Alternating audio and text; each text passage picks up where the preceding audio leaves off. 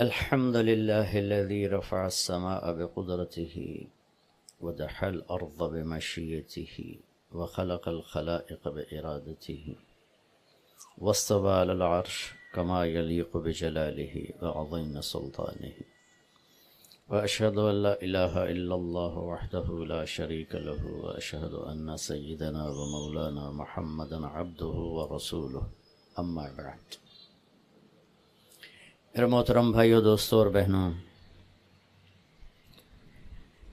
رمضان کا مہینہ سر پر آ چکا ہے، چند دن باقی ہیں۔ اللہ تعالیٰ کے محبوب صلی اللہ تعالیٰ علیہ وسلم ایک دفعہ ممبر پہ کھڑے ہوئے شعبان میں اور بڑے عجب انداز میں فرمایا، وہ کون آ رہا ہے؟ ماذا یستقبلکم وماذا تستقبلون۔ پھر آپ نے کہا وہ کون آ رہا ہے؟ ماذا یستقبلکم۔ پھر تیسری دفعہ کہا وہ کون آ رہا ہے۔ جیسے میں آپ سے کہوں، میں تو بھی حدیث بیان کر رہا ہوں، میں کہوں آپ وہ کون آ رہا ہے تو آپ سارے پیچھے مڑ کے دیکھیں کہ کون آ رہا ہے، فطرت ہے۔ تو صحابہ میں تھوڑی ہلچل مچی کہ آنے والا تو کوئی ہے نہیں، تو یہ آپ کیا فرما رہے ہیں؟ تو عمر رضی اللہ تعالیٰ عنہ کھڑے ہو کے انہوں نے عرض کی، یا رسول اللہ اوحی نزل، کیا کوئی آسمان سے وحی آئی ہے؟ قال لا، کہ نہیں۔ پھر انہوں نے عرض کیا اعدو حضر، کیا کوئی دشمن آ گیا ہے؟ آپ نے فرمایا لا۔ تو یا رسول اللہ کیا ہے؟ تو آپ نے کہا رمضان آ گیا ہے، رمضان آ گیا ہے۔ تو ایک بہت مبارک مہینہ ہے۔ ہمارے نبی رجب جو پچھلا مہینہ گزر گیا، جو اس کا جب چاند چڑھتا تھا تو رمضان کے لیے دعا کرتے تھے، اللہم بارک لنا فی رجب و شعبان وبلغنا رمضان۔ یا اللہ ہمارے رجب اور شعبان میں برکت دے اور رمضان کا مہینہ ہمارے نصیب فرما۔ آپ صلی اللہ تعالی علیہ وسلم کو 9 رمضان ملے اپنی زندگی میں۔ جب مدینہ میں روزے فرض ہوئے تو آپ نے 9 رمضان گزارے، 10ویں سے پہلے آپ اللہ سے جا ملے۔ تو اس مہینے کو، جیسے آپ تو تاجر لوگ ہیں، ہر تاجر کا ایک سیزن ہوتا ہے، اس سیزن میں وہ بڑی تیاری کرتا ہے، بڑی محنت کرتا ہے، بڑی کوشش کرتا ہے۔ رمضان ایک سیزن ہے، کس چیز کا؟ اللہ کو راضی کرنے کا، آخرت کو بنانے کا۔ جس اللہ نے یہ جہان بنایا ہے اس نے اس کو دھوکہ کہا ہے، وَمَا الْحَيَاةُ الدُّنْيَا إِلَّا مَتَاعُ الْغُرُورِ۔ آپ اپنی مل میں جا رہے ہیں، سوتر منڈی میں جا رہے ہیں، دفتر میں جا رہے ہیں، زمینوں پہ جا رہے ہیں، کھیتوں پہ جا رہے ہیں، جاب پہ جا رہے ہیں، اللہ کہتا ہے یہ سب تمہاری نظر کا فریب ہے۔ تو جس اللہ نے اس دنیا کو بنایا ہے وہ اس کو دھوکہ فرماتا ہے۔ پھر ایک اور مثال دیتا ہے، کَسَرَابٍ بِقِیعَةٍ يَحْسَبُهُ الظَّمْآنُ مَاءً۔ یا اس کو یوں سمجھو جیسے تمہیں ریت میں پانی نظر آتا ہے، بہت لمبا چوڑا نظر آتا ہے لیکن ایک قطرہ بھی نہیں ہے۔ اور آخرت کے بارے میں اللہ تبارک و تعالی اس کی عظمت کے لیے سینکڑوں آیات اتار چکا ہے، جنت کے لیے، اللہ کی رضا کے لیے۔ تو اسے اللہ ہمیشہ کا گھر قرار دیتا ہے۔ وَإِنَّ الْآخِرَةَ لَهِيَ الْحَيَوَانُ لَوْ كَانُوا يَعْلَمُونَ۔ آخرت کی زندگی میں ٹائم لیمٹ آف، ہمیشہ رہنا ہے۔ اللہ ہم سب کی حفاظت فرمائے۔ یا اللہ کی پکڑ ہے آگ، یا اللہ کی رحمت ہے جنت، جس میں ہمیشہ کی زندگی۔ اور ایسی ہے کہ جس کی جیسے اللہ کی ذات کے لیے کوئی انتہا نہیں ہے، اللہ تعالیٰ ایسے ہی اس مرد عورت کو زندگی دے گا جس کی کوئی انتہا نہیں ہے۔ اب یہ سیزن آ گیا ہے۔ سبحان اللہ۔ آپ لوگ بھی رمضان میں قیمتیں بڑھا دیتے ہیں نا، یہ تو اچھا کام نہیں ہے۔ اللہ تعالیٰ بھی رمضان میں قیمتیں بڑھا دیتا ہے۔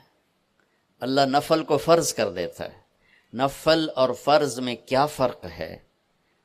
حضرت علی رضی اللہ تعالیٰ عنہ کا فرمان ہے جس نے ایک فرض روزہ چھوڑا پھر قیامت تک اس کی قضا میں روزے رکھتا رہا قیامت تک، تو اس فرض روزے کے اجر کے برابر نہیں ہو سکتا۔ تو ہر نفل فرض بن جاتا ہے، اور ہر فرض 70 گنا بڑھ جاتا ہے۔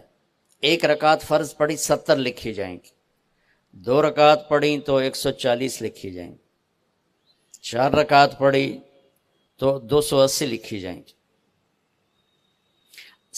اللہ تعالیٰ اتنا مہربان ہو جاتا ہے، جنت کے دروازے کھول دیتا ہے، جہنم کے دروازے بند کر دیتے۔ پہلی امتوں کو رمضان ملا لیکن یہ دولت نہیں ملی کہ جنت کے دروازے کھل جائیں، دوزخ کے بند ہو جائیں۔ شیطان قید ہو جاتا ہے، پہلی امتوں کے لیے شیطان قید نہیں ہوتا تھا۔ پہلی امتوں کا روزہ تھا افطاری سے افطاری، بہت لمبا ہو جاتا تھا، وہ لوگ بڑے پاورفل تھے، برداشت کر لیتے تھے۔ اور روزہ کب شروع ہوتا تھا؟ مغرب کے بعد یوں آنکھ لگ گئی 1 منٹ بھی تو روزہ شروع ہو گیا، چاہے کچھ کھایا چاہے نہیں کھایا۔ تو اس 24 گھنٹے میں روٹی حرام، بیوی حرام، بیوی کے لیے خامند حرام، ہر شے۔ ہم پر بھی روزے ایسے ہی فرض ہوئے، پہلے 2-3 روزے اسی طرح رکھے گئے۔ اس کی وضاحت تو نہیں ملتی کہ کون سا روزہ تھا، کتنے دن گزرے تھے۔ قیس بن سرمہ رضی اللہ تعالی عنہ ایک اونٹ چرانے والے مزدور ہیں، وہ اونٹ چرا کے گھر پہنچتے ہیں تو بیوی سے پوچھتے ہیں افطاری کا کوئی سامان ہے؟ وہ کہتی ہے کوئی نہیں۔ پھر کہنے لگی تم بڑے تھک کے آئے ہو، تم بیٹھو میں کچھ کر کے آتی ہوں۔ وہ کہیں سے لینے گئی، لیٹ ہو گئی، سورج ڈوب گیا۔ یہ تھکے ہوئے آئے تھے، چارپائی پہ لیٹے تو آنکھ لگ گئی۔ ان کی بیوی آئی تو انہوں نے کہا یا ویحک یا ابن سرمہ، ارے سرمہ کے بیٹے تو بڑا بری طرح پھنس گیا۔ فرمانے لگے کیا ہوا؟ کہ سورج ڈوب گیا تو سویا ہوا تھا، اگلا روزہ شروع ہو گیا۔ تو اب روزے تھے ہی ایسے تو انہوں نے اگلا روزہ شروع کر دیا۔ ظہر کی نماز مسجد میں پڑھنے گئے تو بے ہوش ہو کے گر گئے۔ آپ نے سلام پھیرا تو پوچھا یہ کون بے ہوش ہوا؟ کہا جی قیس بن سرمہ۔ اما کیا ہوا؟ کہا جی وہ افطاری کے بغیر اگلا روزہ شروع ہو گیا، یہ سو گیا تھا، تمہارے نبی کو نا دکھ ہوا، تکلیف ہوئی، تو اللہ تعالیٰ نے آسمان سے جبریل کو بھیج دیا کہ میرے محبوب کے دکھ کو دور کریں اور ان سے یہ کہہ دیں کہ کلوا واشربوا حتی یتبین لکم الخیط الابیض من الخیط الاسود من الفجر ثم اتموا الصیام الی اللیل، کہ میرے محبوب کی امت کے لیے اجازت ہے ساری رات کھاؤ، جب صبح صادق کی سفیدی نظر آئے تو روزہ اگلا شروع ہو گیا۔ تو جب روزہ رات کا ہوتا تھا تو بیوی خامند کا تعلق بھی حرام تھا۔ ایک اور واقعہ ہوا، ایک صحابی آئے، دیہاتی سے تھے، یا رسول اللہ میں تو مارا گیا۔ آپ نے کہا کیا ہوا؟ کہا میں روزے میں بیوی کے پاس چلا گیا، اب کیا کروں؟ تو آپ نے فرمایا غلام آزاد کر۔ اس نے کہا جی میرے کو دمڑی کوئی نہیں، غلام کی تھلو۔ تو آپ نے فرمایا 60 مسکینوں کو روٹی کھلا 2 ٹائم۔ وہ کہنے لگا مدینے میں میرے تو وڈا مسکین ہی کوئی نہیں، میں کنوں کھواواں؟ آپ نے فرمایا تو پھر 60 روزے رکھو۔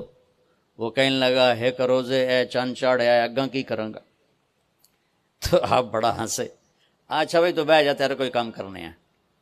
تھوڑی دیر میں ایک انصاری صحابی آئے، بڑا ٹوکرا کھجور کا لے کر، یا رسول اللہ یہ صدقہ کی کھجور ہے۔ آپ نے فرمایا بھائی کدھر ہو؟ کہا جی بیٹھا ہوں۔ کہا آپ یہ لے جا اور مدینے کے 60 غریبوں کو دے دے، 60 گھروں میں۔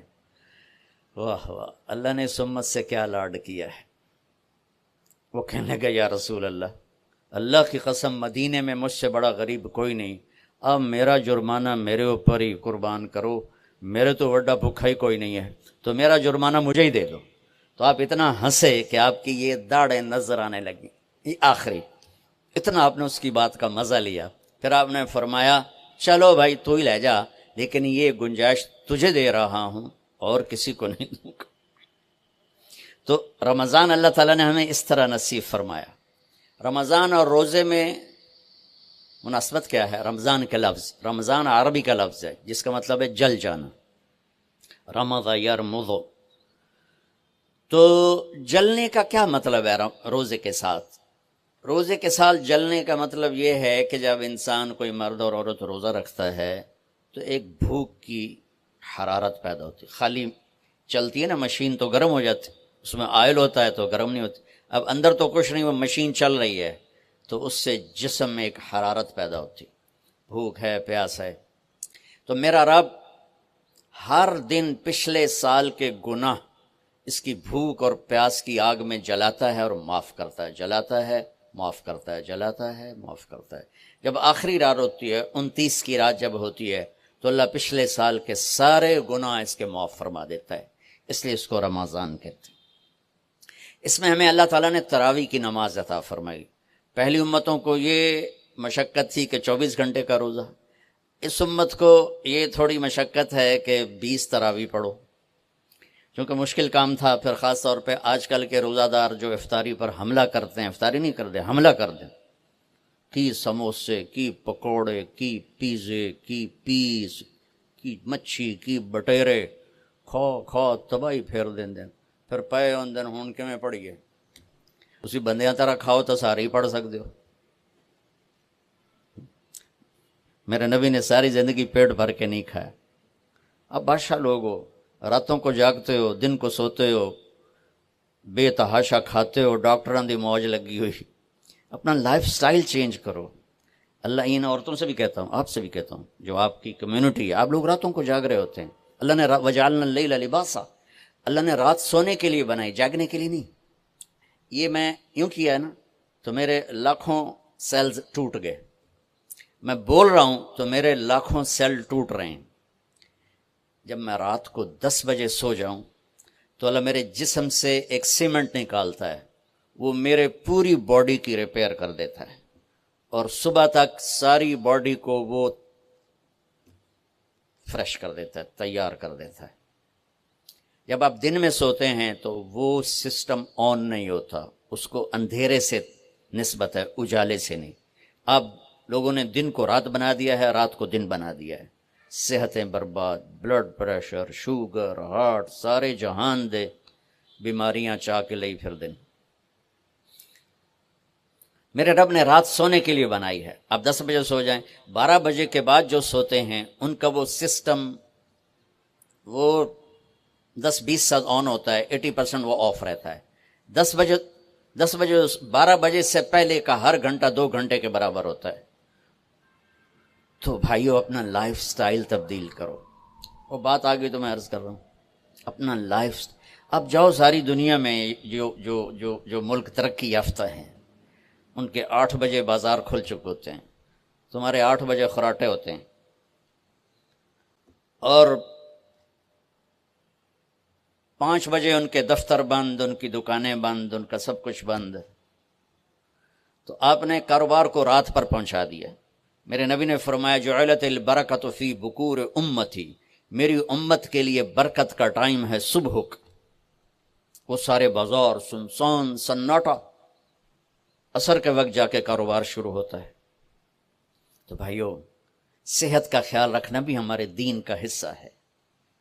یہ جسم ایک امانت ہے، اس کو ایسے کھانے کھلانا کہ خود ہی بعد میں بھوکتے رہو اور بیمار ہوتے رہو۔ ایک اللہ کی تقدیر، اس پہ تو ہم رضا بر قضا ہے، لیکن اپنے لیے خود بیماریاں خریدنا، اندھا دھند کھانا۔ وہ ایک جگہ ہماری ضیافت تھی تو ادھر کلات میں، تو سردار تھے کوئی، تو انہوں نے اتنا دسترخوان بھرا کہ کوئی 30 قسم کی آئٹم رکھ دی۔ تو ایک بھائی ہمارے تھے ساتھی، اللہ ان کی بخشش کرے، انہوں نے کھانے کا حق ادا کیا۔ جب دسترخوان اٹھا تو کہنے لگے ہائے۔ تو ایک ساتھی نے پوچھا راجا صاحب یہ ہائے کیڑی گل دی کہ جڑا بچ کے جاندہ پہ ہے، یہ کیوں جاندہ پہ ہے؟ کھانے کا مزہ لینا ہے تو جنت کا انتظار کرو، یہاں ضرورت کے لیے کھاؤ۔ میرے نبی نے فرمایا ما ملأ آدمی وعاء شرا من بطنہ، یہ مستورات بھی سن لیں، آپ بھی سن لیں، میرے نبی نے فرمایا سب سے بدترین برتن پیٹ ہے، سب سے بدترین برتن پیٹ ہے، جو اسے بھرتا ہے وہ بیماریوں کا شکار ہوتا ہے۔ کفا بالمرء لقیمات یقمن بہ صلبہ، کہ تم چند لقمے کھا لو تک تم کام کر سکو۔ فاما اذا ابا، وہ کہتا ہے نہیں یا رسول اللہ میرا اتنے تے گزارا نہیں ہے، تو آپ نے کہا ثلث للطعام ثلث للماء و ثلث للنفس۔ آپ نے کہا پھر ایسا کرو 1/3 میدا بھرو کھانے سے، 1/3 پانی سے، 1/3 خالی چھوڑ دو سا لینا سے۔ دبئی میں میرے ایک دوست ہیں، بہت قابل ہیں اس کے نیوٹریشن، ان کے پاس بڑی دنیا آتی ہے، تبلیغ میں ان کا ماشاءاللہ وقت ہے، تو میں بھی مجھے ملنے آئے تو میں نے کہا کوئی مینو ہی دس دو، تو انہوں نے ایک میرے لیے چارٹ بنا کر کہا کہ آپ نے مولانا کھانے کے ساتھ پانی نہیں پینا۔ میں نے کہا اللہ کے نبی تو کھانے کے ساتھ پانی پیتے تھے۔ کہنے لگا سوری مولانا، سنت کے مطابق کھائے پھر تو پانی ضرور پینا چاہیے، 1/3 اگر کھائے 1/3 میدا بھرے تو پانی پینا چاہیے، لیکن میرے پاس وہ لوگ آتے ہیں جو یہاں تک کھاتے ہیں، ایتھے نے انگلی رکھی جو یہاں تک کھاتے ہیں، ان کو پھر میں کہتا ہوں پانی نہ پیوی ایسے گند مچ جائے گا۔ تو اپنا لائف سٹائل چینج کریں، سادہ غذا پہ آئیں، صبح کے وقت کو قیمتی بنائیں۔ نحوست ہے دن، جب آپ صبح سے 12 بجے تک سوتے ہیں، اس سونا نہ سونا برابر ہے۔ اور اپنے بچوں کو یہ اس سے بچائیں۔ مائیں اپنی جان بچانے کے لیے ٹیب آگے رکھ دیتی، بے ٹیبلٹ پہ لگا رہو۔ 4 سال تک 80% ذہن بنتا ہے اور 7 سال میں جا کے مکمل ہوتا ہے۔ 2.5-3 سال کے بچے سامنے بیٹھے ہوتے ہیں تو ان سے جو ریز نکلتی ہیں وہ سارے مائنڈ کو ڈسٹرب کر دیتی۔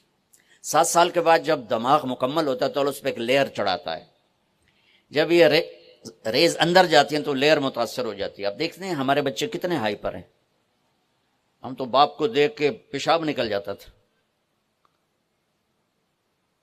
اور ماں نے کئی دفعہ مجھے سوٹے مارے چپ کر کے کھا لے۔ اب بچہ گلے پڑتا ہے، یہ بچے کا قصور نہیں، اس کا مائنڈ جو ہے نا وہ اس کا سارا سسٹم جو ہے نا آؤٹ ہو چکا ہے، تو وہ صبر تحمل وہ نکل چکا ہے۔ اوپر سے جو یہ فاسٹ فوڈ ہے اس نے تباہی پھیر دی ہے۔ یہ بیچ میں ایک ضروری بات آ گئی، صحت بھی ایمان کا حصہ ہے۔ میرے نبی نے فرمایا اللہ کو صحت مند مومن پسند ہے بیمار مومن سے۔ تو سحری افطاری کے آداب بتا رہا ہوں۔ یہ مہینہ ہے جسم کے فاضل مادوں کو جلانے کے لیے، لیکن اس میں ہم زیادہ کھا کھا کھا کھا کھا اس کو اور بیمار کر دیتے ہیں۔ وہ عید کے بعد پھر ڈاکٹروں کے سامنے لائن لگی ہوتی۔ میں آپ کو دین بتا رہا ہوں، میڈیکل نہیں بتا رہا ہوں، دین بتا رہا ہوں۔ اتنا تھوڑا کھاؤ کہ بھوک لگے، ایسی بھوک جو پریشان کرے، ایسی پیاس جو پریشان کرے۔ ایک اس سے آپ کے جسم کی ساری چربی جلے گی، جو گندی چیزیں جمع ہو چکی وہ جلیں گی، اور دوسرا اگر تھوڑی سی احساس کی آنکھ بیدار ہوگی تو آپ کو غریب یاد آئے گا کہ وہ بیچارہ کیسے دن گزارتا ہے۔ میں انڈیا میں تھا، گزر رہا تھا تو ایک فقیر بیٹھا تھا، سفید داڑھی پکڑی، میں نے اس کو پتہ نہیں کتنے پیسے دیے، 82 کی بات۔ جب میں واپس آیا تو وہ کہنے لگا بیٹا کھانا کھلا دو۔ میں نے کہا کھانا کھائیں گے؟ کہا جی کھاؤں گا۔ میں نے کہا آ جاؤ۔ میں نے اس کو ساتھ لیا، ایک ہوٹل پہ لے گیا۔ میں نے کہا بابا جی کیا کھاؤ گے؟ کہا بریانی کھاؤں گا۔ کہا ٹھیک ہے۔ تو میں نے اس سے آرڈر پہ بریانی لاؤ، وہ اس پر ایسے گرا کہ اس کو دائیں بائیں کا ہوش نہ رہا۔ میں اور منگوا کے دیتا رہا، اس کو کچھ پتہ نہیں کہ اس میں ایڈ ہو رہا ہے، وہ لگا ہوا ہے لگا ہوا ہے لگا ہوا ہے لگا ہوا ہے۔ جب اس کا پیٹ بھر گیا تو سر اٹھایا، کہا بیٹا اللہ تجھے سلامت رکھے، آج 3 دن کے بعد کھانا کھائے۔ مجھے اس کی وہ درد بھری آواز آج تک میرے کانوں میں گونجتی ہے۔ تو اگر ہم صحیح طریقے سے روزہ رکھیں گے تو ہمیں فقیر یاد آئیں گے، بھوکوں کی بھوک یاد آئے گی۔ تو اللہ نے ہمیں تراویح کی نماز دی، چونکہ کام مشکل تھا تو اجر بڑھا دیا۔ تراویح کے ہر سجدے پر 1500 نیکی لکھی جاتی۔ یہ وہ پروفٹ ہے جو آپ قبر میں لے جائیں گے، جو آپ ان 8 بازاروں سے کما کے لاتے ہیں وہ یہیں چھوڑ کے چلے جائیں گے۔ تراویح کے ہر سجدے پر جنت میں ایک محل اللہ تعالیٰ بناتا ہے سرخ یاقوت کا، جس کے 60,000 سونے چاندی کے دروازے ہوتے ہیں۔ کیا عالی شان چیز ہے۔ پھر ایک درخت لگاتا ہے جس کے نیچے 1 سال گھوڑا دوڑ سکتا۔ میں نے ایک دفعہ بلال مسجد میں بیان کیا، تھوڑی جنت بیان کی، تو غالباً ڈاکٹر صادق صاحب ہوتے تھے مرحوم، وہ بعد میں ملے، کہنے لگے مولانا صاحب ایڈی وڈی جنت اللہ کتنے بنا کے رکھی ہے؟ میں نے کہا میں تو پہلے دنیا دس دے پھر تسی جنت آپ سمجھے جی۔ میں نے کہا جس کہکشاں میں ہمارا یہ سولر سسٹم ہے، یہ 17 کہکشاؤں کا مجموعہ ہے، 17۔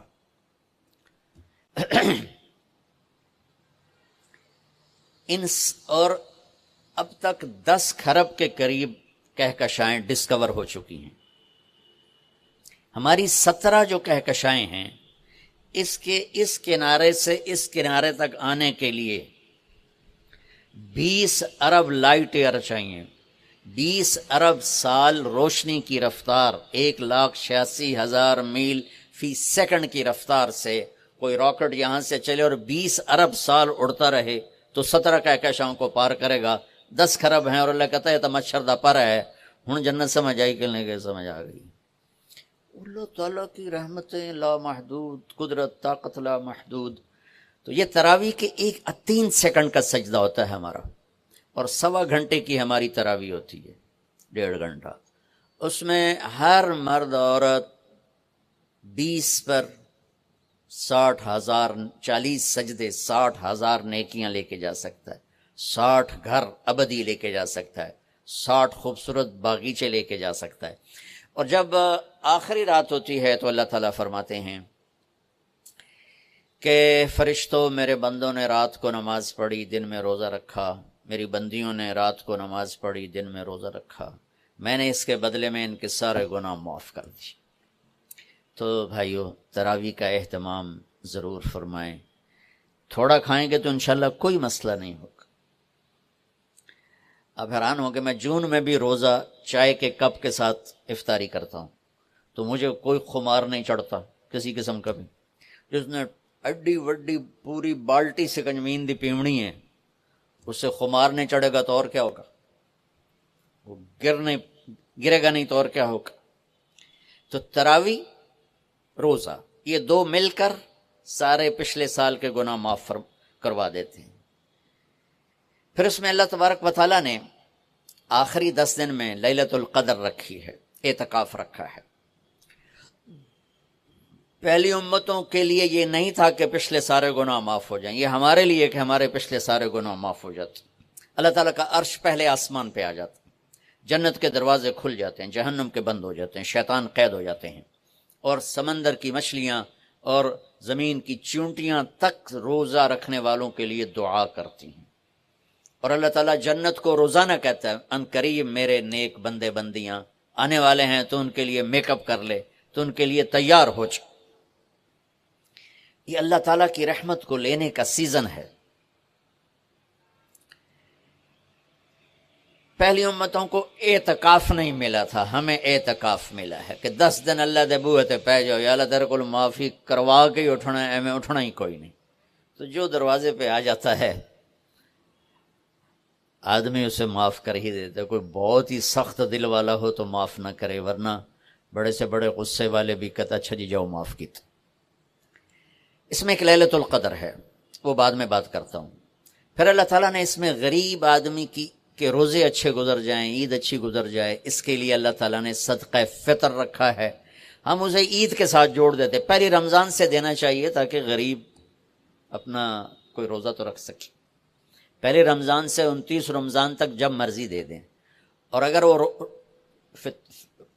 فطرانہ ادا نہیں کرتا تو اس کے روزے اس کے سر کے اوپر سے بھی نہیں جاتے، وہیں کھڑے رہتے ہیں۔ اور عام طور پر یہاں اخبار میں، ٹی وی پر گندم کے لحاظ سے آتا ہے 2 سیر کنک دے دو، وہ تھوڑے سے پیسے ہیں، 100-200 روپے ہے۔ میں آپ کو آپ سب مالدار لوگ بیٹھے ہیں، میں آپ کو اپنے نبی کا صدقہ فطر بتاتا ہوں کہ آپ کیا دیتے تھے۔ آپ کشمش دیتے تھے، کھجور دیتے تھے، جو بھی دیے ہیں۔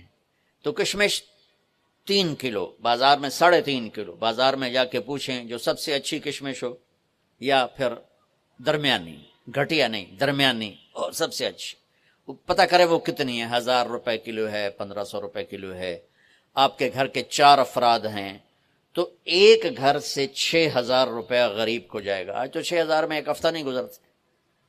تو اب سب سے عرض کرتا ہوں، ویسے بھی خیرات کریں، افطاریاں کروائیں، اور صدقہ فطر کشمش کے حساب سے دیں۔ یہ آپ سب بھائی بہنوں کی خدمت میں گزارش ہے۔ اللہ نے آپ کو رزق دیا، خرچ کریں، یہی آپ کے ساتھ جائے گا، باقی سارا ادھر ہی رہ جائے گا۔ لیلۃ القدر، انا انزلناہ فی لیلۃ القدر وما ادراک ما لیلۃ القدر لیلۃ القدر خیر من الف شہر تنزل الملائکۃ فیہا باذن ربہم من کل امر سلام ہی حتی مطلع الفجر۔ ہم نے قرآن کو لیلۃ القدر میں اتارا، تمہیں کیا خبر کہ لیلۃ القدر کیا ہے؟ لیلۃ القدر 1000 مہینوں سے بہتر ہے۔ اس میں فرشتے اترتے ہیں اور یہ صبح تک رہتی ہے۔ لفظ قدر عربی میں اس کا ایک مطلب ہے قیمت۔ سبحان اللہ۔ تو اللہ نے کہا میں تمہیں بتاؤں، آپ سب تاجر بیٹھے ہو، لیلۃ القدر کی قیمت کیا ہے؟ 1000 مہینوں سے بہتر ہے، 1000 مہینوں سے بہتر ہے۔ اب 1 روپے پر 1000 نفع لے سکتے ہیں؟ دنیا میں کوئی ایسا کاروبار ہے؟ جو ہیروئن بیچتے ہیں وہ بھی نہیں لے سکتے۔ اور میرا اللہ کہہ رہا ہے ایک رات 1000 مہینے، یعنی کوئی 82-83 سال۔ یہ تو آ گیا پہلا قدر۔ دوسرا اس کا مطلب ہے تنگ پڑ جانا، تنگ پڑ فقدر علیہ رزقہ۔ تو تنزل الملائکۃ فیہا، تنزل الملائکۃ والروح فیہا، کہ اس رات اتنے فرشتے اترتے ہیں کہ زمین تنگ پڑ جاتی ہے۔ سبحان اللہ، اتنے فرشتے آتے ہیں زمین تنگ پڑ جاتی ہے۔ تیسرا مطلب ہے قدر، مقدار کو، تو اللہ تعالیٰ نے اس کا آخری مطلب بھی بتایا، سلام ہی حتی مطلع الفجر، کہ یہ فجر کی نماز تک، فجر کی اذان تک یہ رہتی ہے۔ 3 مطلب ہیں قدر کے، تینوں اللہ نے قرآن میں کور کیے۔ قیمت کیا ہے؟ 1000 مہینوں سے بہتر۔ تنگی کیا ہے؟ فرشتوں سے زمین بھر جاتی ہے۔ مقدار کیا ہے؟ صبح صادق۔ لیلۃ القدر 27 کی نہیں ہوتی، 21، 23، 25، 27، 29۔ اب یہ 5 راتیں جاگنے چھٹ، آپ لوگ تو ویسے رات کے بادشاہ ہو، جاگ لو۔ تو لیلۃ القدر مسجد میں نہ گزارو، گھر میں گزارو۔ یہ مسجدوں میں اشتہار لگ جاتے ہیں، فلاں کے ساتھ شب قدر گزاریں، فلاں حضرت کے ساتھ شب قدر گزاریں، پھر ادھر کوئی صلاۃ تسبیح پڑھ رہا ہے باجماعت، عورتیں صلاۃ تسبیح کی جماعت کرا رہی ہیں، اور پتہ نہیں اور کتنی عجیب و غریب قسم کی عبادات شروع ہو جاتی۔ یہ نفلی عبادت ہے، میرے نبی گھر میں پڑھتے تھے۔ آپ نے اشراق کے سوا ہر نفل گھر پڑھا، ہر سنت گھر میں پڑھی۔ تو آپ لیلۃ القدر کو یہ مستورات بھی آپ بھی اکٹھے ہو کے نہیں منانا، الگ الگ مصلی بچھا کر اپنے اللہ سے رونا دھونا کرو، اپنے اللہ کو منانا کرو۔ میں بھی کروں، آپ بھی کریں۔ نوافل کی، جیسے ابھی شب برات گزری تو اشتہار تھے، میں جا رہا تھا ادھر علام آباد میں، ایک جنازہ ہو گیا تھا، تو اشتہار فلاں حضرت کے ساتھ شب برات گزاریں، فلاں مسجد میں شب برات گزاریں، فلاں جگہ شب برات گزاریں۔ بھائی وہ گھر میں منانے کی ہے، مسجد میں نہیں۔ میرے نبی نے نفلوں کو تنہائی میں ادا کیا، فرض کو مجمع میں ادا کیا۔ لیلۃ القدر میں جاگنا نفل ہے، اور پھر جب کٹھے ہو جائیں گے لوگ اور عورتیں تو پھر ساتھ غیبت بھی چلے گی، اور ایک غیبت کا بول ساری رات کو اڑا کے رکھ دے گا۔ مردوں یا عورت کٹھے ہو جائیں غیبت سے تو بچتے نہیں، نہ ہی رک سکتے ہیں۔ سندھ سے ہم بائی روڈ آ رہے تھے، کراچی سے بائی روڈ جماعت تھی، تو وہ راستے میں بڑی غیبت کریں، نوجوان تھے سارے نئے نئے، میں چپ کر کے سنتا رہا۔ جب کوئی 2 دن گزر گئے نا تو ہمارے پاس بڑی وین تھی، میں نے کہا بچوں ایک نصیحت کرتا ہوں، کہ غیبت نہ کیا کرو، مذاق کرو، ہنسا کرو، کھیڑا کرو، غیبت نہ کرو۔ تھوڑی سی میں نے اس پہ بات کی تو بڑے متاثر ہوئے، کہا جی ٹھیک ہے انشاءاللہ آئندہ بالکل نہیں کریں۔ کوئی آدھا گھنٹہ گاڑی میں سناٹا رہا، آدھے گھنٹے کے بعد ایک بولے مولانا یہ غیبت نہ کریے تو پھر گلاں کی کریے۔ یہ میرا کلچر ہے، لہٰذا عورتیں عبادت کے لیے بھی اکٹھی ہوں گی تو غیبت شروع ہوگی، مرد مسجد میں اکٹھے ہوں گے وقت ضائع ہوگا، غیبت شروع ہوگی۔ میرے بھائی بہنوں، ہر نفل کو گھر میں گزار، اپنے گھر کو بابرکت بناؤ، اپنے گھروں میں نفل پڑھو، تلاوت کرو، ذکر کرو۔ صرف اشراق کے نفل میرے نبی مسجد میں پڑھتے تھے 2 رکعت، باقی ہر نفل آپ نے مسجد میں ادا کی۔ تو یہ چند چیزیں رمضان کے متعلق میں نے عرض کی ہیں۔ اب ایک بڑی اہم بات میں آپ کے سامنے عرض کرنا چاہتا ہوں، رمضان کی دولت کس سے ملے گی، رمضان کی برکات کس سے ملیں گی اور کون محروم ہو جائے گا؟ آپ نے فرمایا 4 آدمی ایسے ہیں جن کی رمضان اور شب قدر میں بھی بخشش نہیں ہوتی، بس اس سے ہم اپنے آپ کو بچا لیں۔ کون ہے یا رسول اللہ؟ آپ نے کہا مدمن خمرن، شراب کا عادی، کبھی کوئی پی لے توبہ کر لے، میں اس کی اجازت نہیں دے رہا ہوں۔ مدمن کا لفظ ہے کہ جو روزانہ شراب پیتا ہے، اس کی رمضان میں بخشش نہیں۔ عاق لوالدیہ، جو ماں باپ کا نافرمان ہے، اس کی بخشش نہیں۔ قاطع الرحم، رشتہ داروں سے لڑنے والا، اس کی بخشش نہیں۔ المشاحن، دل میں بغض رکھنے والا، اس کی بخشش نہیں۔ ہر وہ چیز جو میرے آپ کے لیے نقصان دہ اللہ نے حرام کر دی، ہر وہ چیز جو میرے آپ کے لیے مفید ہے اللہ نے حلال کر، سود حرام کر دیا۔ ہمارے پاکستان کی معیشت نہیں، پوری دنیا کی معیشت ڈوبی پڑی ہے، سارے ملک قرضوں پہ چل رہے ہیں، سود نے پوری دنیا کو تباہ کر دیا ہے۔ تو میرے اللہ تعالیٰ نے، آپ دیکھتے ہیں میرا اللہ کہتا ہے فَأَذَنُوا بِحَرْبٍ مِّنَ اللَّهِ وَرَسُولِهِ، اگر سود نہیں چھوڑو گے تو میرے اور میرے رسول مل کر تمہارے خلاف جنگ کریں گے۔ تو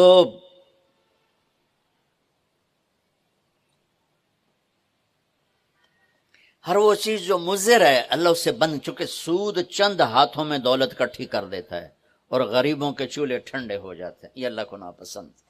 جو بھی بھائی پھنسے ہوئے ہیں نکلنے کی نیت کریں اور کوشش کریں، انشاءاللہ چین کی نیند سوئیں گے، چین سے اٹھیں گے۔ ایک عبد الرحمن بن عوف کے 4 اصول بتا دیتے ہوں، سب تاجر بیٹھے ہو، اور وہ صحابہ میں سب سے مالدار ہستی تھے۔ انہوں نے ایک دن فرمایا میں نے زندگی بھر نہ ادھار خریدا نہ ادھار بیچا، اگرچہ یہ آپ کو آج کے ماحول میں بڑی عجیب بات لگے گی چونکہ ہمارے سارے بازار ادھار پہ چلے گئے ہیں۔ انہوں نے فرمایا نہ کبھی ادھار خریدا نہ ادھار بیچا، تو کتنا سکون ہو گیا، آرام سے سو رہے ہیں۔ اب ہماری تجارت میں ادھار خرید رہے ہیں ادھار بیچ رہے ہیں، کبھی وہ تنگ کرتا ہے کبھی یہ تنگ کرتا ہے، تو ایک اس موبائل نے تباہی پھیر دی، باقی کسر اس نے پوری کر دی، ٹوائلٹ بھی فون سنتے بیٹھے۔ کبھی سٹاک نہیں کیا مال کو، کبھی سٹاک نہیں کیا، جو ہی نفع ملا فوراً بیچ دیا۔ واہ واہ۔ تو ادھار خریدا نہیں، ادھار بیچا نہیں، 2، کبھی سٹاک نہیں کیا، 3، اور کبھی سودے کا عیب چھپایا نہیں، اس میں کوئی عیب ہے بتا دیا۔ آپ اس پہ آ جائیں، آپ کو شروع میں مشکل ہوگی، اس کے ساتھ سچائی اور دیانتداری کو جوڑ دیں، اللہ کی قسم آپ کا سوتر منڈی جانا بھی عبادت بن جائے گا، آپ کا مل میں جانا بھی عبادت بن جائے گا، اگر آپ اپنے تجارت کے ساتھ سچائی اور دیانتداری کو لے آتے۔ تو اللہ نے شراب حرام قرار دی کہ یہ تباہ کر دیتی ہے، ساری برائیوں کی جڑ ہے۔ تھوڑا سا اوپر دیکھیں قرآن کیا کہتا ہے، اللہ تعالیٰ کہتا ہے یہاں نہ پی، تو مجھ سے قرآن سن، کیا ان الابرار یشربون من کاس کان مزاجها کافورا عینا یشرب بها عباد اللہ یفجرونها تفجیرا یوفون بالنذر ویخافون ویطعمون الطعام على حبه مسکینا ویتیما واسیرا انما نطعمکم لوجه اللہ لا نرید منکم جزاء ولا شکورا انا نخاف من ربنا یوما عبوسا قمطریرا فوقاهم اللہ شر ذلك اليوم ولقاهم نظرة وسرورا وجزاهم بما صبروا جنة وحريرا متكئين فيها على الأرائك لا يرون فيها شمسا ولا زمهريرا ودانية عليهم ظلالها وذللت قطوفها تذليلا ويطاف عليهم بآنية من فضة وأكواب كانت قوارير من فضة قدروها تقديرا ويسقون فيها كأسا كان مزاجها زنجبيلا عينا فيها تسمى سلسبيلا ويطوف عليهم ولدان مخلدون إذا رأيتهم حسبتهم لؤلؤا منثورا وإذا رأيت ثم رأيت نعيما وملكا كبيرا عاليهم ثياب سندس خضر واستبرق وحلوا أساور من فضة وسقاهم ربهم شرابا طهورا إن هذا كان لكم جزاء وكان سعيكم مشكورا. یہ سورہ دہر کی 16 آیات ہیں. ان میں اللہ نے صرف ایک نعمت کو ہائی لائٹ کیا ہے، وہ ہے شراب، اور 3 درجے بتائے ہیں کہ جو نیک لوگ ہیں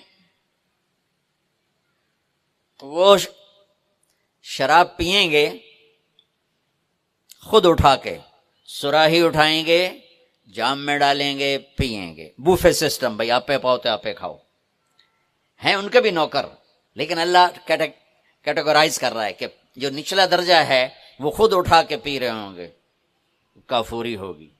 وَيُسْقَوْنَ فِيهَا كَأْسًا كَانَ مِزَاجُهَا زَنْجَبِيلًا.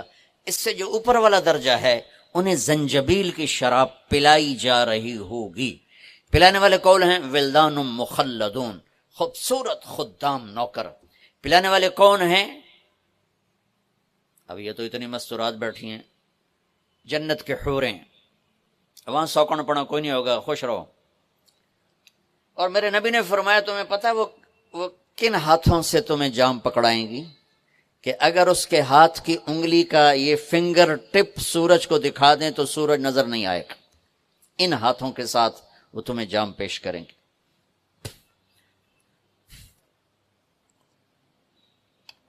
ایک وی جیسے آپ سب وی آئی پی بیٹھو نا، باجی ممبر ہی آ سکتے ہیں اور کوئی نہیں آ سکتا، تو یہ وی آئی پی ہو گئے. تو ایک اللہ کی جنت میں وی آئی پی لوگ ہیں. وہاں کیا ہے؟ وَسَقَاهُمْ رَبُّهُمْ شَرَابًا طَهُورًا. اللہ تعالیٰ کہہ رہا ہے وہاں تیرا رب خود تجھے پلائے گا. سبحان. تو اللہ نہ کرے کسی میں یہ عادت ہو، ہے تو آنے والا رمضان ہے بھائی، توبہ کر.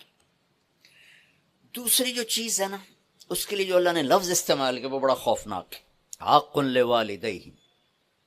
اللہ تعالیٰ اپنے بارے میں کہتا ہے من یعص اللہ ورسولہ، جو میرے اور میرے رسول کی نافرمانی کرتا ہے. اور آق ہوتا ہے، ذرا ویکھیا جائے،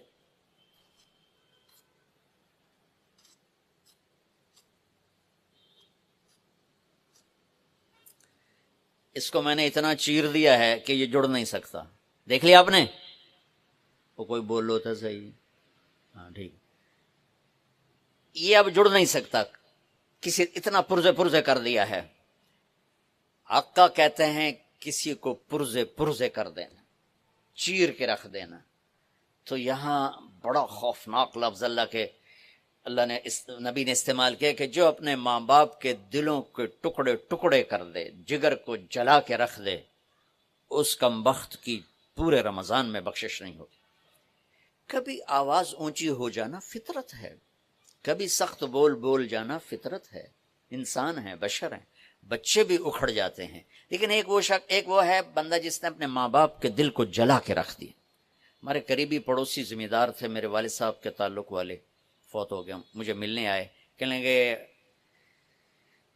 بیٹا ہمارے بیٹے نے ہمیں اتنا تنگ کر دیا ہے، وہ آگ میں جل رہا ہو تو ہم میاں بیوی اس کے لیے دعا نہیں کریں گے کہ یا اللہ انہوں بچا لے. باپ، والد اور والدہ مل کر یہ بات کر رہے ہیں کہ اگر جل رہا ہو ہمارے سامنے آگ میں تو ہم اس کے لیے دعا نہیں کریں گے کہ یا اللہ اس کو بچا لے. دلوں کو ٹکڑے ٹکڑے کر دینے والا، ماں باپ کے دل کو، جگر کو چیر دینے والا، وہ ساری رات میرے نبی نے فرمایا جس نے ماں باپ کو دکھ دیا اس پہ اللہ کی لعنت، اس پہ فرشتوں کی لعنت، اس پہ زمین آسمان کی لعنت. نہ ان کی نماز قبول ہے، نہ روزہ قبول ہے، نہ صدقہ قبول ہے. میرے نبی جنت میں گئے تو آپ نے تلاوت سنی. آپ نے کہا یہ کون تلاوت کر رہا ہے؟ کہا جی حارثہ بن نعمان. تو آپ بڑے حیران ہوئے، حارثہ بن نعمان تو جیندہ بیٹھا ہے، اب میں آپ سپیکر کوئی مل جل کے آپ کو 1000-1200 کا مجمع ہے تو آپ کے لیے سپیکر لگا ہوا ہے، حارثہ مدینے میں قرآن پڑھتا ہے، 7 آسمان کو چیر کے آواز جنت میں چلی جاتی۔ ہم نے کہا وہ کیسے؟ کہا جی ماں کی ایسی خدمت کی ہے کہ جب قرآن پڑھتا اللہ ساری جنت کو سناتا ہے۔ سبحان اللہ۔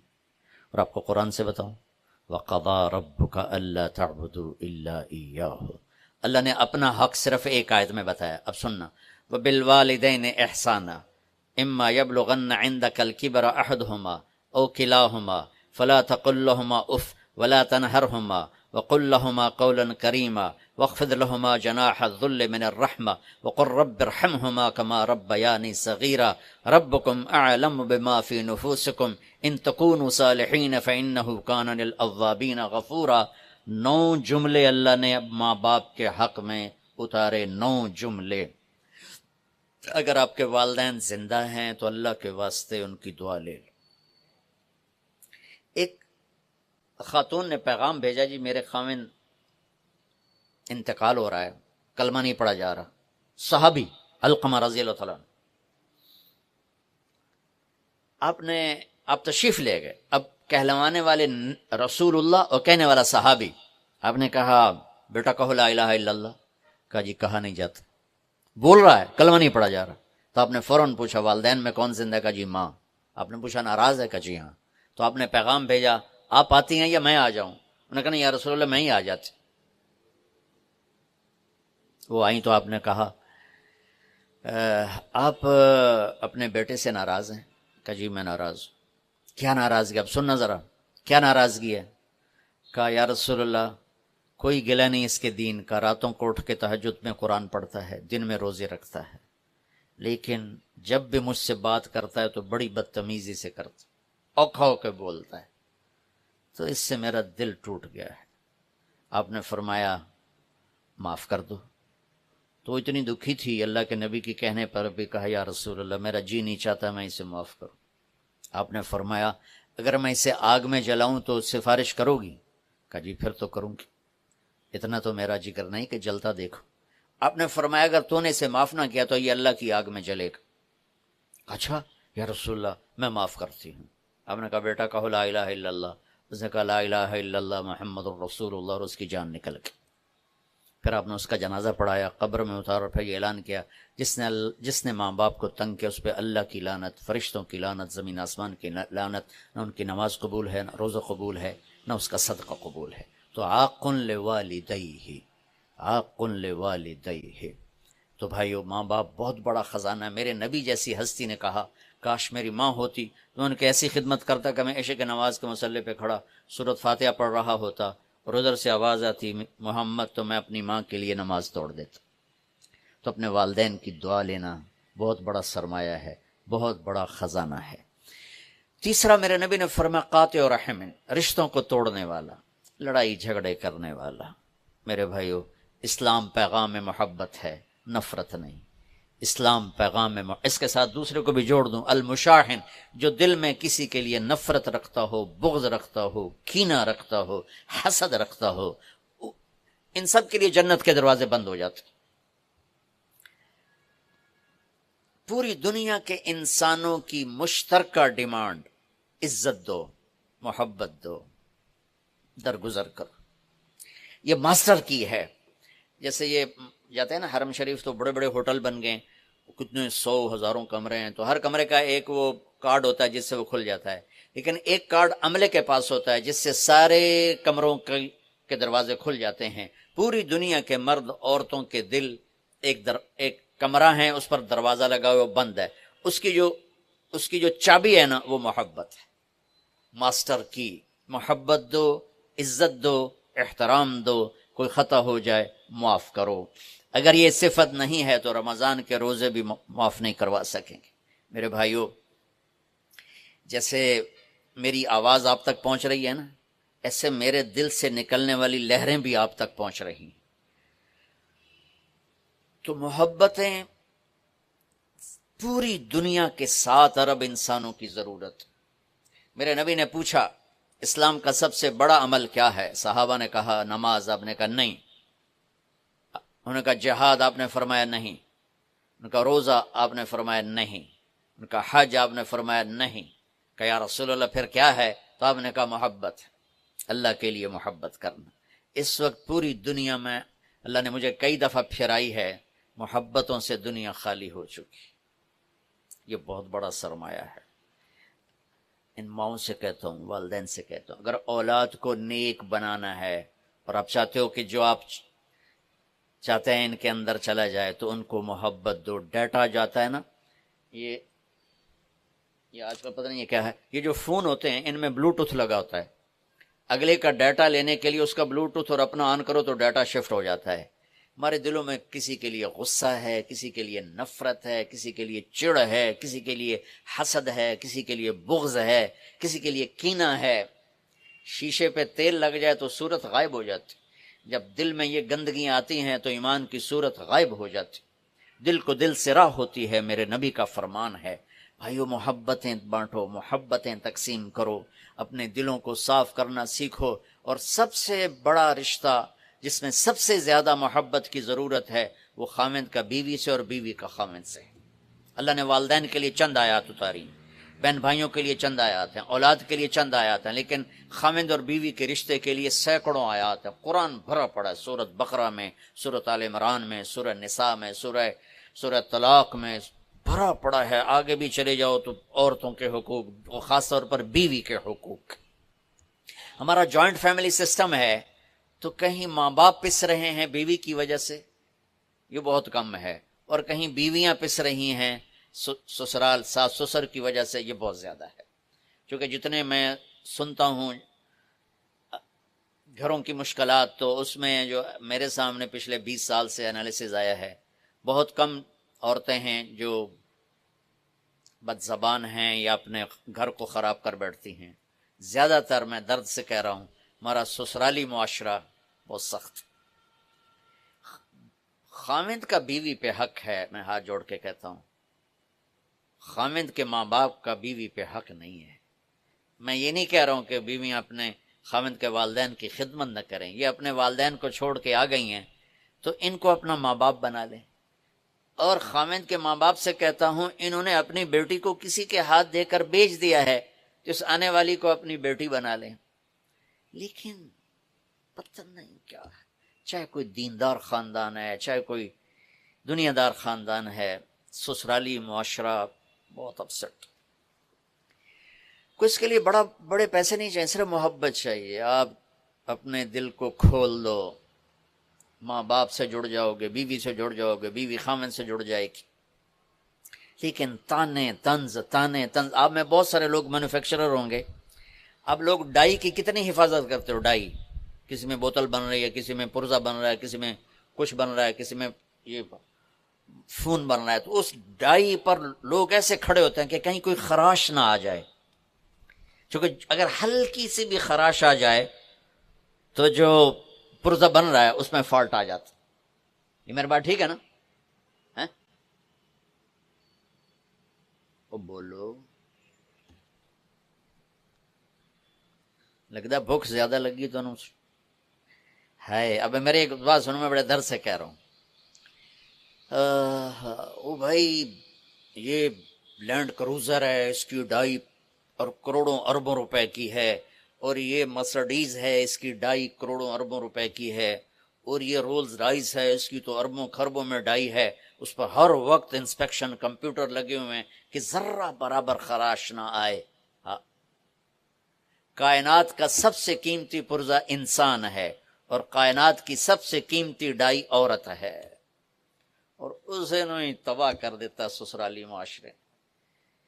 جو بچی آتے ہی تانے سننا شروع کرے اور کسی طرف سے تعریف نہ سنے، کسی طرف سے وہ اپنی ہمدردی کا بول نہ سنے، تو ڈائی پر تو خراش نہیں آئی، شگاف پڑ گئے۔ اب جو اس میں چیز تیار ہو رہی ہے، انسان وہ پیدائشی مریض ہوگا، وہ پیدائشی نفسیاتی کیس ہوگا کہ سب سے قیمتی ڈائی کو رول دیا جاتا۔ چند دن پہلے میں باہر نکلا گھر سے، تو ایک ماں بیٹی آئی تھیں، چھوٹی سی بچی کو، میرے خیال ہے 16-17 سال، ایک بچی اس کے ساتھ، مجھے دیکھتے ہی رونے لگی.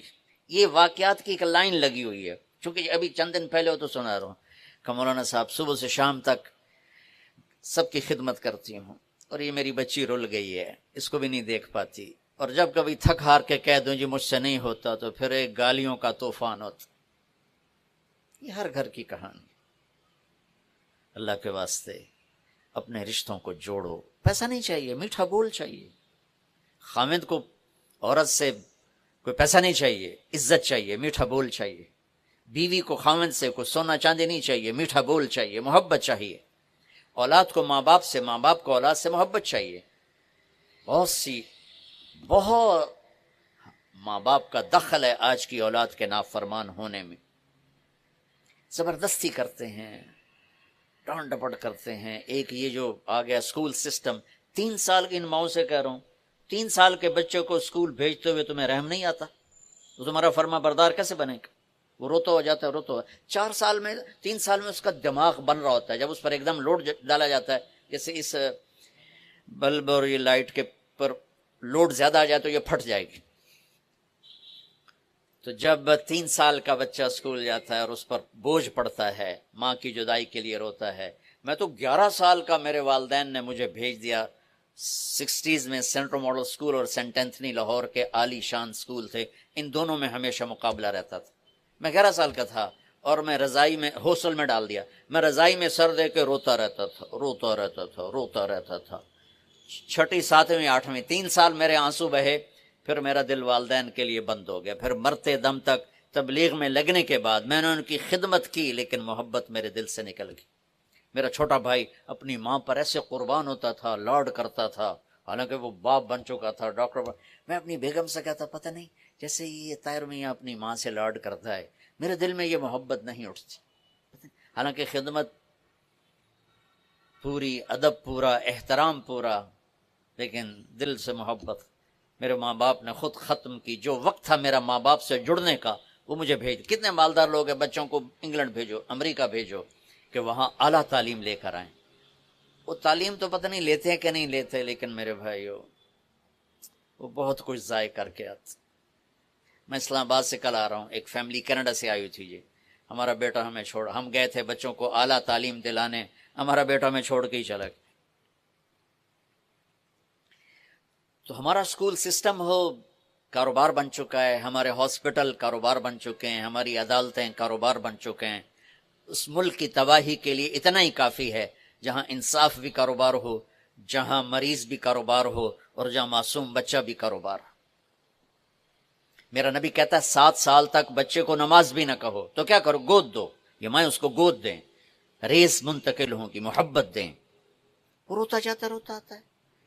اور پھر جو آگے بیچاری ٹیچر ہے، یہ ماں 2 بچے نہیں سنبھال رہی، وہاں آگے کلاس میں 30 بچے ہیں اور اس بیچاری کی تنخواہ بھی اتنی ہے کہ اس پر وہ روٹی نہیں کھا سکتی. تو وہ کیسے ان بچوں کی کیئر کرے گی؟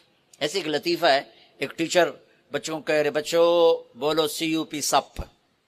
وہ کہنے لگے مس CUP کپ ہوتا ہے. کہ نہیں، بولو CUP سپ.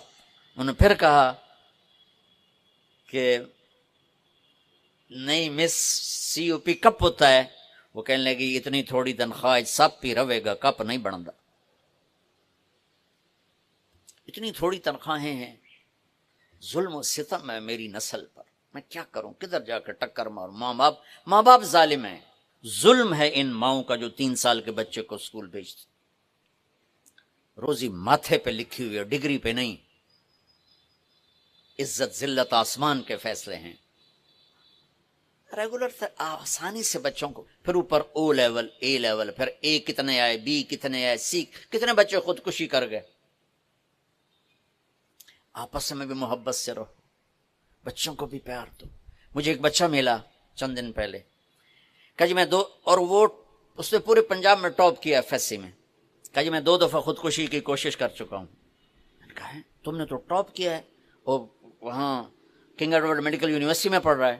کہ جی میرے ماں باپ آپس میں اتنا لڑتے ہیں کہ میں نے دل برداشتہ ہو کر 2 دفعہ گولیاں کھائیں، لیکن دونوں دفعہ میرا معدہ واش کیا گیا، اللہ نے مجھے بچا لیا. ماں باپ کی آپس کی لڑائی اولاد کو اس طرح تباہ کر دیتی ہے. اور اولاد پر زبردستی کا دباؤ. ابھی آج یہ کال مجھے دبئی سے آئی کہ جی وہ میرے والد کے چھوٹے بھائی نے کہا میری شادی وہاں کر دو، تو میرے والد نے کہا تو گھروں نکل جا، اس کو گھر سے نکال دیا ہے۔ اور میں بھی ایک جگہ شادی کرنا چاہتا ہوں اور میرے باپ کو پتہ چل گیا تو مجھے بھی گھر سے نکال دے۔ اولاد کو پیار دو، محبت دو، رشتوں کو پیار دو، محبت دو، اور رشتوں میں ماں باپ کے لیے بیوی کو ذلیل نہ کرو، بیوی کے لیے ماں باپ کو ذلیل نہ کرو۔ اولاد پر ایسا پریشر مت ڈالو کہ وہ دل میں آپ سے دور ہو جائیں، انہیں اپنے سے دور نہ کرو، انہیں اللہ کے واسطے ٹائم دو، ٹائم دو۔ اس موبائل نے اولاد سے ماں چھین لی ہے، باپ چھین لیا ہے۔ گھر میں آ کر ماں بھی لگی ہوئی ہے یوٹیوب پر اور باپ بھی لگا ہوا ہے، اور بچہ ادھر سے آتا ہے تو ڈانٹ پڑتی، ادھر سے آتا ہے تو ڈانٹ پڑتی، ابھی ڈرامہ کی قسط مکمل نہیں ہوئی۔ آپ کی سب سے بڑی دولت آپ کی اولاد ہے۔ اللہ کے واسطے میں یہ نہیں کہہ رہا ہوں کہ یوٹیوب نہ دیکھو، ایک ضرورت کی چیز ہے، لیکن اللہ کے واسطے جب آپ بچوں کے ساتھ بیٹھو ہر چیز آف کر، اب گھر تشریف لائیں موبائل فون آف کر دیں۔ اب آپ کے کاروبار کا ٹائم نہیں، اب یہ ٹائم آپ کے گھر والوں کا ہے، آپ کے بچوں کا ہے، آپ کی بیوی کا ہے۔ آپ کی بیوی آپ سے بات کر رہی ہوتی ہے، ایک دم گھنٹی بجتی ہے، آپ اس کو چھوڑ کے فون پہ چلے جاتے ہیں۔ یہ عزت نفس کو تباہ کر دینے والی چیز۔ خامد بات کر رہا ہے، بیوی فون کان سے لگا لیتی، یہ عزت نفس کو توڑ دینے والی چیز ہے۔ بچہ آ کے بات کرتا ہے، ماں موبائل کو دیکھتے کہ بولو سن دی پائیاں بھو کی بھوکڑائی، اولاد برباد ہو جاتی۔ ہے آپ کو میرے اپنے نبی کی دو چیزیں بتاتا، جب میرے نبی کو اچھا بڑی سرکار میں نے پتہ ہی نہیں، یہ نہیں مجھے کہے گا نا مولانا تو بس میں اتنا ہی کروں گا۔ جی فرماؤ، اپنے نبی کے اخلاق دیکھنا۔ نہیں مجھے کہتا بھائی جان جی بولو، جب میرے نبی کو کوئی بولا تھا یا رسول اللہ، آپ بھی دیکھیں آپ بھی دیکھیں، وہ ایسے نہیں کرتے، وہ ایسے کرتے۔ کیا کہیں، پورا چہرہ دیتے تھے، پوری چھاتی دیتے تھے۔ ادھر سے کوئی بولا تھا یا رسول اللہ تو آپ پورا فل اس کو توجہ دیتے تھے۔ توجہ فرمائیں نہیں، آپ کہتے ہیں بھائی توجہ کرو، بھائی توجہ کرو۔ توجہ کا مطلب ہوتا ہے چہرہ ابو تھا میرے آلکار۔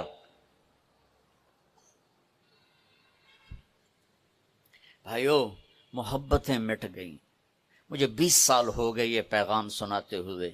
اللہ کی قسم اگر دلوں میں نفرت ہوگی، نہ نماز کام آئے گی، نہ روزہ کام آئے گا، نہ حج کام آئے گا، نہ زکوٰۃ کام آئے گی، نہ یہ دیگیں چڑھانا کام آئے گا۔ اگر دل صاف نہیں تو ہر شے برباد ہو جائے گی۔ دل صاف کرو، کمرہ صاف ستھرا ہو نا تو ایک چیئر پڑی ہوئی بھی خوبصورت نظر آتی ہے، اور کمرہ گندا ہو تو سونے کا تاروں کا قالین بچھا دو تو وہ بھی گندا ہو جائے گا۔ صاف دل کے ساتھ تھوڑی سی بھی بندگی کرو گے تو اللہ کو خوبصورت نظر آئے گی۔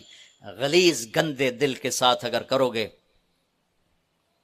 تو کیا اس میں خوبصورتی نظر آئے گی؟ اب بھائی اپنی نظریں کی حفاظت کرو۔ کیا مطلب بھائی کوئی مرد کسی غیر عورت کو نہ دیکھے، کوئی عورت کسی غیر مرد کو نہ دیکھے۔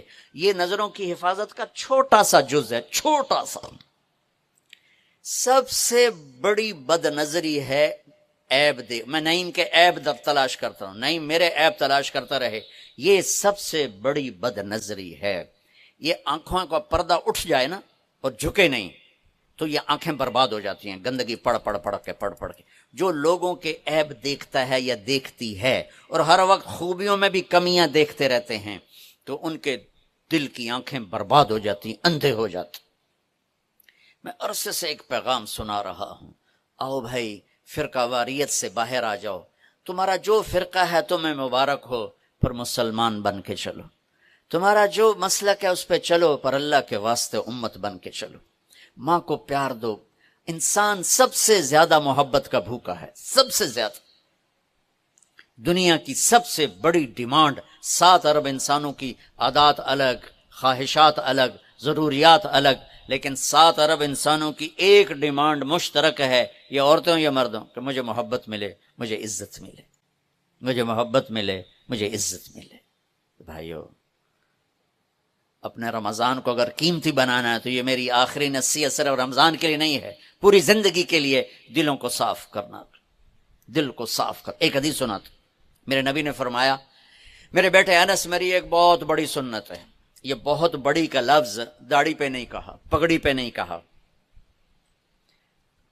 میرے بیٹے انس، میری ایک بہت بڑی سنت ہے، اگر تو اس پہ عمل کر گیا تو جنت میں میرا ساتھی ہو جائے گا۔ وہ یہ ہے کہ صبح شام اپنے دل کو سب کی نفرت سے پاک کر دو، سب کی نفرت سے پاک کر دو۔ لوگ زیادتی کریں گے، عورتیں عورتوں پر زیادتی کریں گی، مرد مردوں پہ زیادتی کریں گے، اللہ کے لیے معاف کر دو، اللہ کے لیے معاف کر دو، اللہ کے لیے معاف کر دو، تو آپ دیکھو گے آپ کی زندگی دنیا میں جنت بن جائے۔ سب سے حسن سلوک ڈیمانڈ ہے، اور خاص طور پر آپ ان سے نوکرانیوں سے، نوکروں سے ہمارے ماحول میں بہت بدتمیزی ہوتی، چلو دروازہ کھول، چلو چائے لے کے آ۔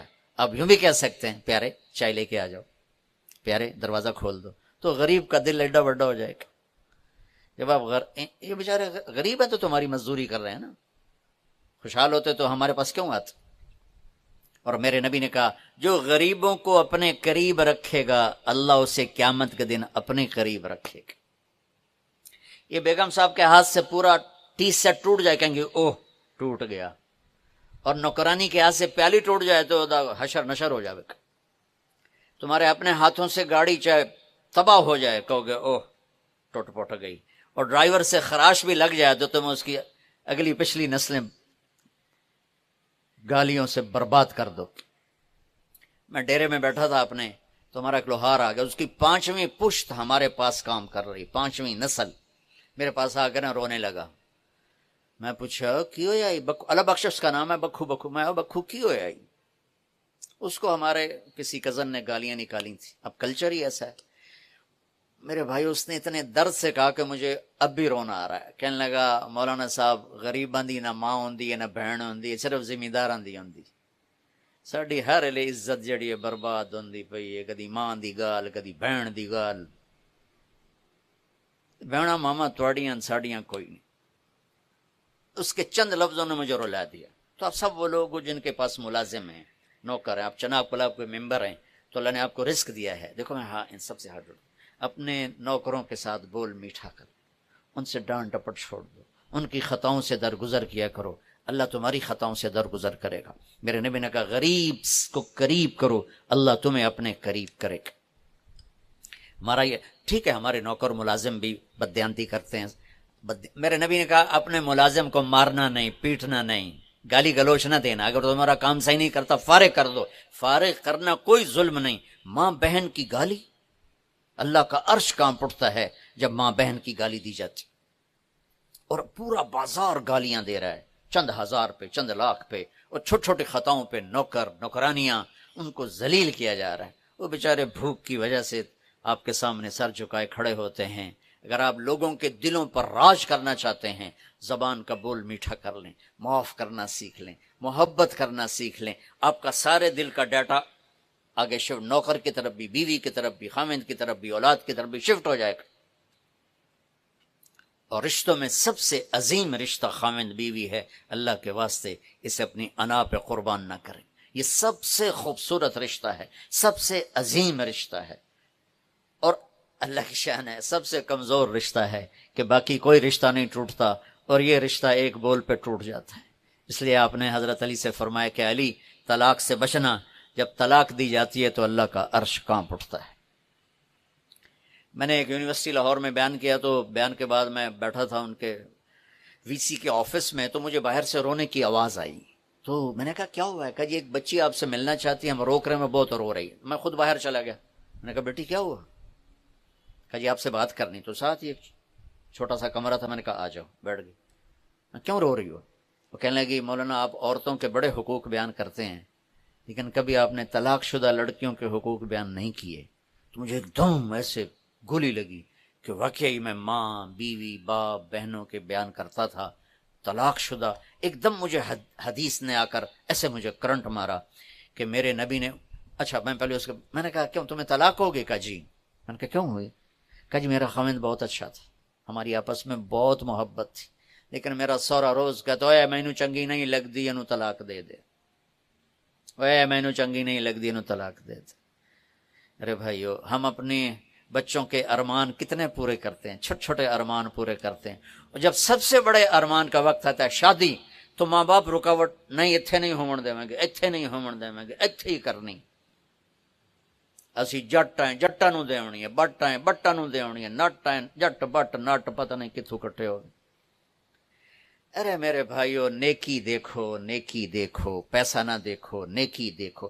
اب لوگوں میں پوچھا جاتا ہے کاروبار کیا ہے نا, اور یہ جو جابین ہے پڑھے لکھے لوگ یہ کہتے ہیں تعلیم کیا ہے, جاب کیا ہے. ہم لوگ ذمہ دار ہیں, ہمارے میں پوچھا جاتا ہے زمین کتنی ہے. میرے خاندان کی انتہائی نیک بچی, اس کا رشتہ ہو گیا, تو میں نے ان کی خالہ سے پوچھا, وہ سب کی خالہ کہلاتی تھی. میں نے کہا ماسی چھوڑ کے ہو جائے, سمجھتے نا چھوڑ, میں نے کہا چھوڑ کے ہو جائے, کہنے کہ پترو دے 14 مربن.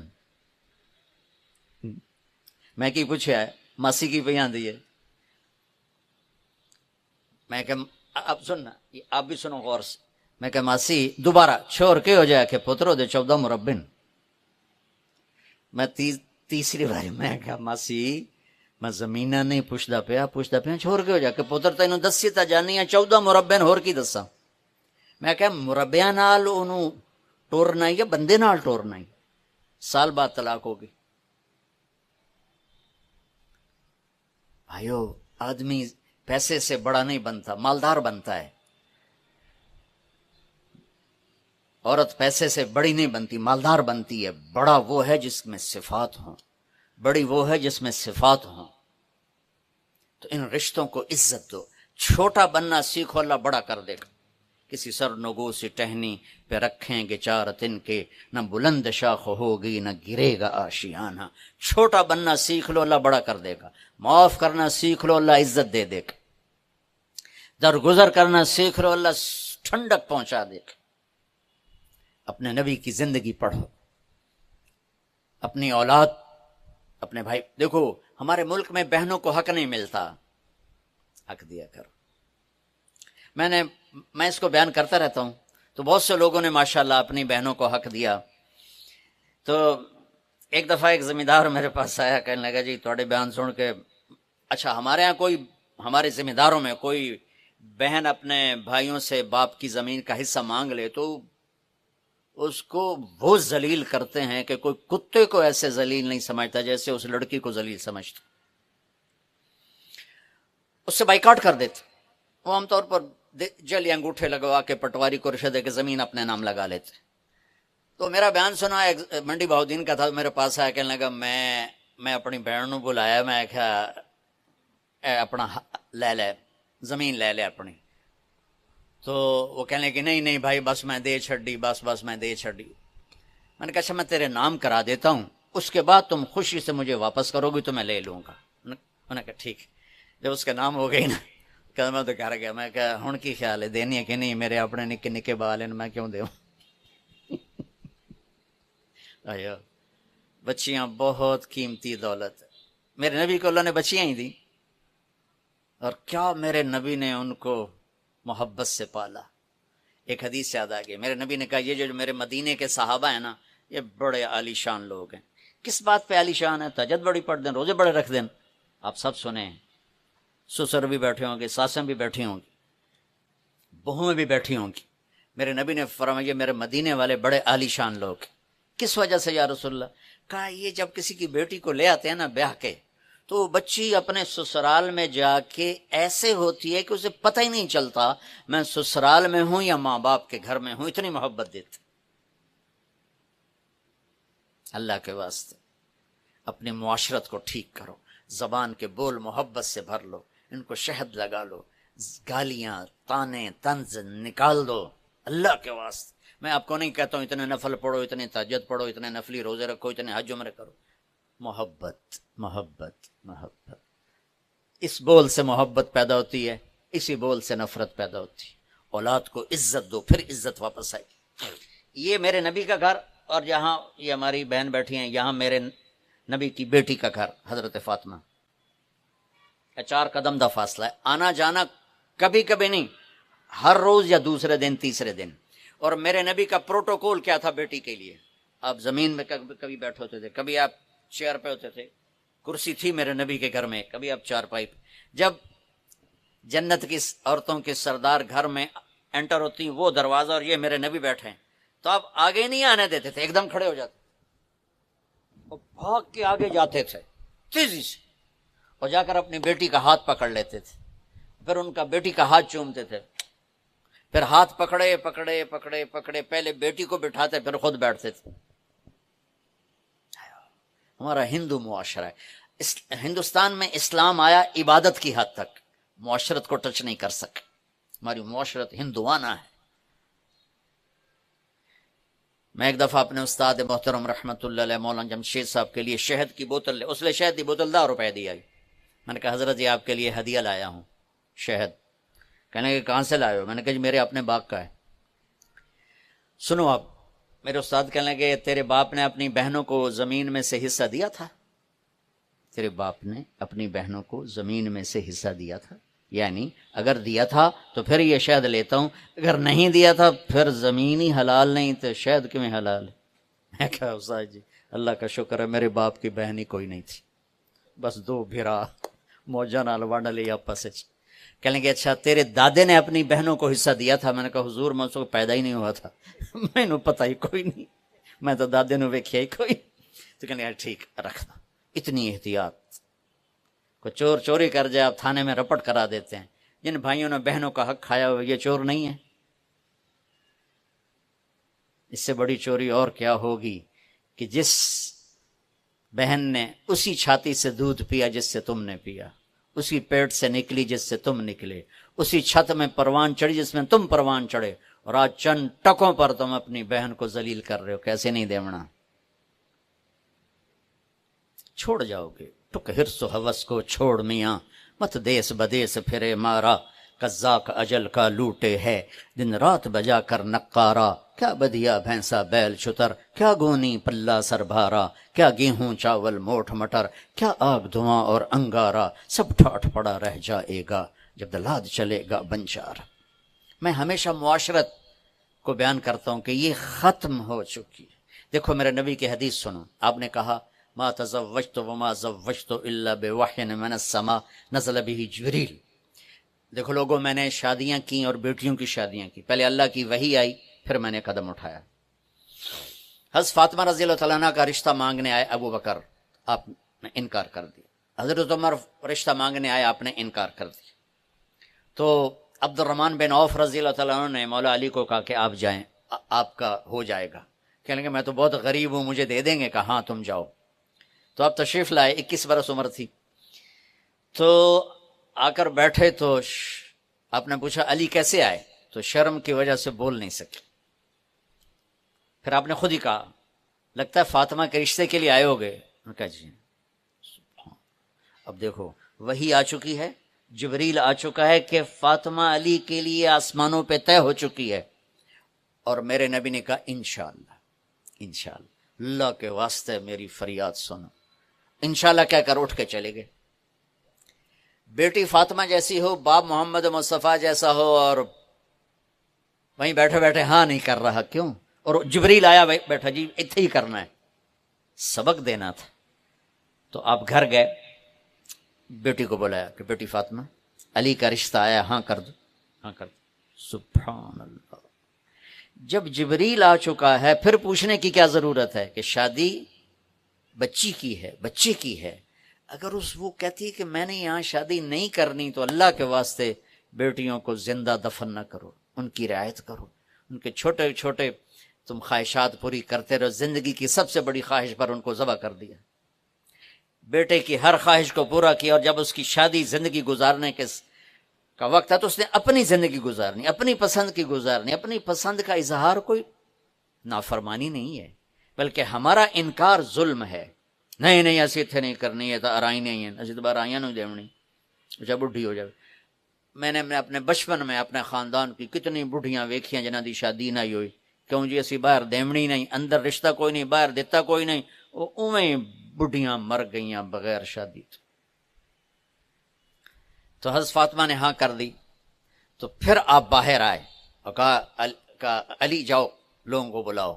پھر وہ آئے، مسجد بھر گئی، تو آپ ممبر پر کھڑے ہوئے، علی کو یہاں بٹھایا اور فرمایا کہ لوگوں مجھے میرے اللہ نے پیغام دیا ہے کہ میں اپنی بیٹی فاطمہ کی شادی علی کے ساتھ کر دوں، تو میری بیٹی فاطمہ سے قیمتی نہیں، اور میں اللہ کے نبی کے سامنے ایک گندگی کا کیڑا ہوں۔